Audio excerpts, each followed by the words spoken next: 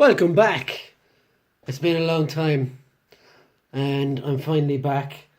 Hasn't been that long really, it's only been about a week or so, maybe 10 days. But I'm back with another Brian's Action Figure Reviews. And as I said, apologies for going missing there for a while, but I've been rejigging my interview setup with a lot of help from one of the guys over at Daily Dork, Marty McCusker. Big love for him. So all gone is the black background. You know what? Fuck it. I'm just going to review the figure. You can tell me what you think about the background as I go through the figure. And for today we've got another X-Men character. Yeah, you must be getting sick of those right now. But today we've got from the Apocalypse Wave, Storm, the goddess of the weather. And not just regular Storm, it's Mohawk Storm. So I'm going to start out first off by moving the figure to show you the box, as I always do.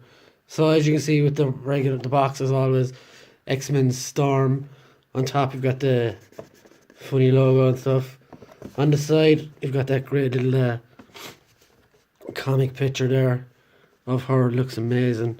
Of course, Mohawk Storm is from the 80s X-Men runs. On the back, if I just lift the camera there, I can show you the shaky cam. I can show you the writing as I always do. An affinity for the magical elements makes Aurora Monroe the mistress of weather manipulation, Storm, except for in X-Men movies where they need umbrellas when she's around. Oops. So as you see, I've showed you this lot before and I've reviewed a lot of them. There's Wolverine, Magneto, Gladiator, who still I haven't reviewed, Sabretooth, now Storm, Multiple Man, I got it right this time, and Psylocke, who I also got it right this time. I've gotten their names wrong in the past. So, on the other side, you have the artwork again. On the bottom, you've got all the legal mumbo jumbo and stuff that none of us really care about. It's just for sitting on. So, on to Aurora. Am I saying that right? Aurora? Storm. We'll just call her Storm. So, to start off, she comes with the chest torso piece for Apocalypse, which I have on my Apocalypse, so I'm not going to show that right now. As for accessories, she comes with these newish type things that would, I suppose they're supposed to simulate lightning or something, because lightning is supposed to be blue, isn't it? But anyway, on the accessories, I think they do fit well. They're cool looking. They're different. They're not those ones that come with Adam Warlock and a few others. Shocker, I think, is another one. These actually work great on Shocker. I seen another guy in the community use them on him. But it's cool. They fit tightly around the hands. No, not tightly, but they fit snugly on her hands. They look like the elements are coming out of her. It sounds wrong, doesn't it? But yeah, so all in all, I'll say yes to the assess on this one, the accessories. And for the rest of the review, I'm just going to take them off. They slip off fairly easily and leave them over here beside Dead Wasp and Dead Ant. Man, that's my Ultron Select background back there, just to give you a bit of colour. So onto the figure. On the legs, we've got the usual rocker ankles and a ball and a joint here to go in and out as well. Legs go this far forward.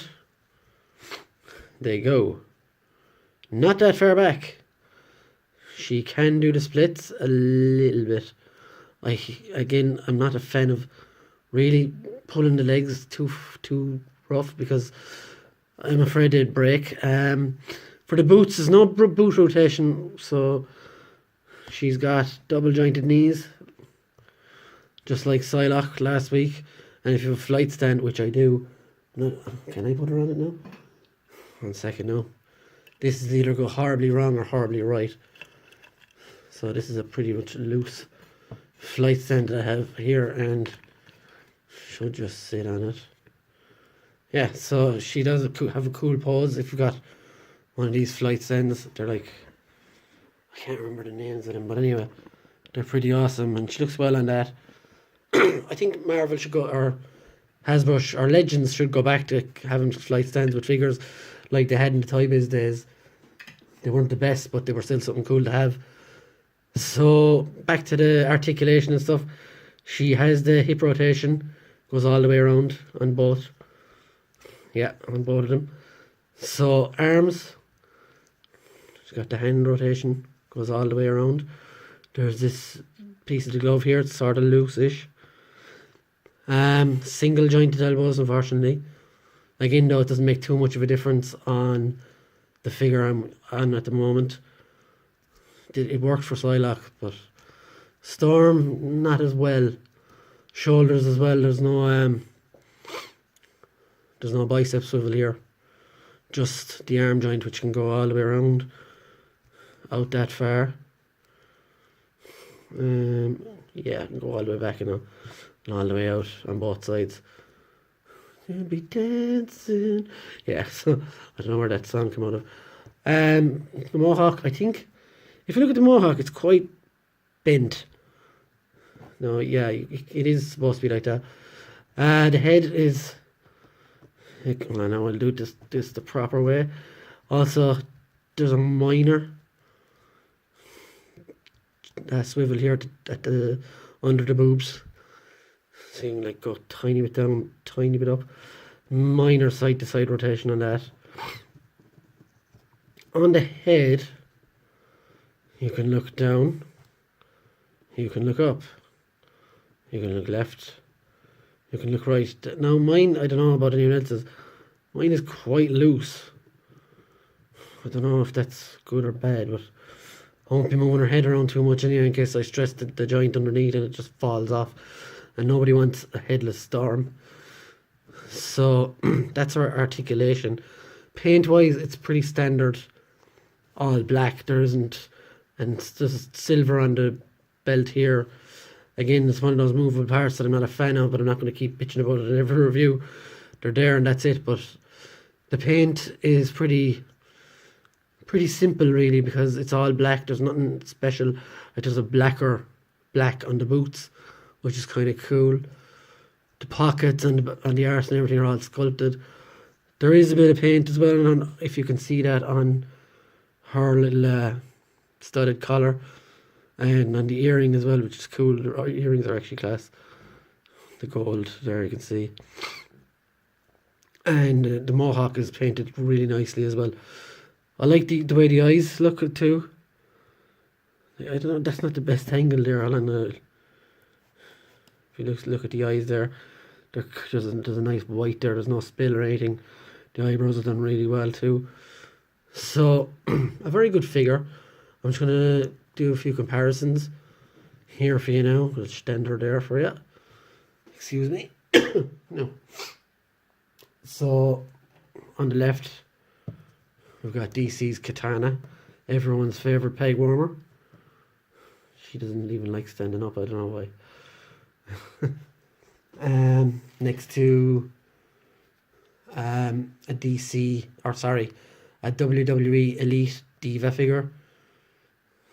What's her name? Charlotte Flair. So, and then next to another Legends figure. Her husband in the comics, not yet in the films, but I'm sure they're going to go that way now because of the rights transferring over soon. And yeah, Black Panther's like looking for lunch money here.